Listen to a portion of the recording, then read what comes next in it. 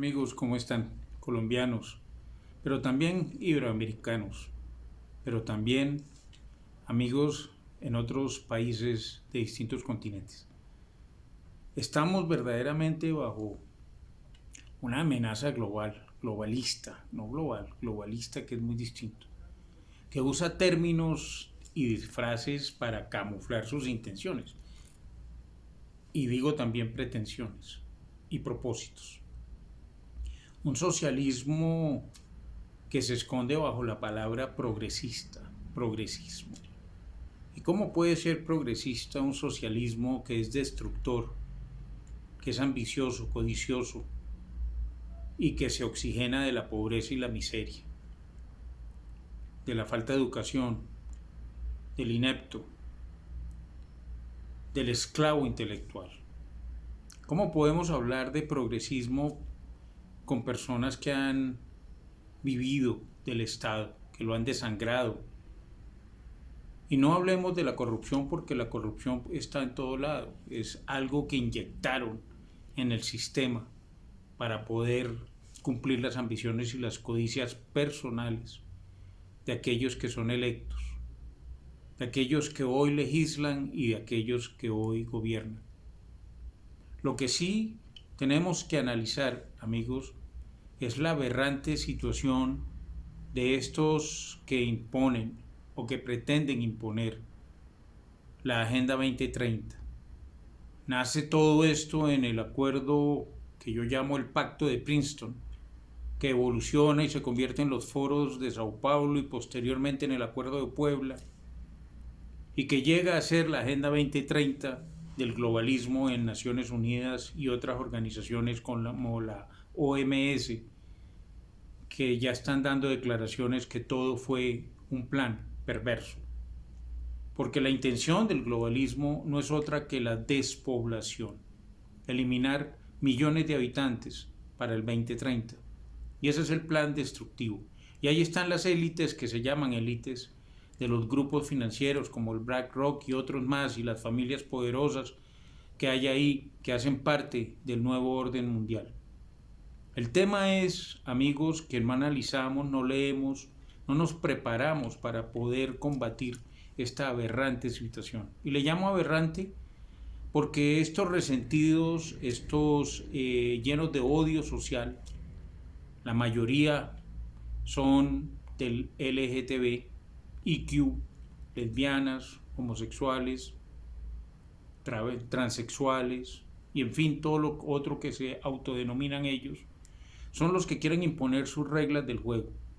Pero somos muchos más los que tenemos la convicción y la fe en Dios de que esto no puede sobrepasar las tasas y los volúmenes que ellos quieren.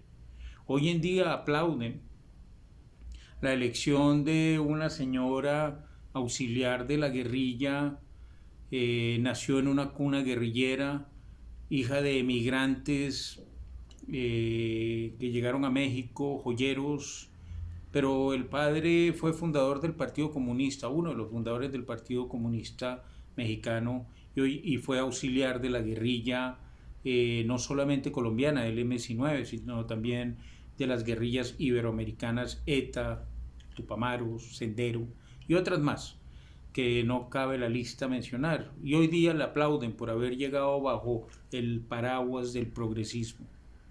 Ella misma se confunde en su discurso al decir que hay que hablar de corrupto, y ahí se calla y se cae en cuenta de que está diciendo que el cambio a la corrupción es lo que hay que seguir adelante.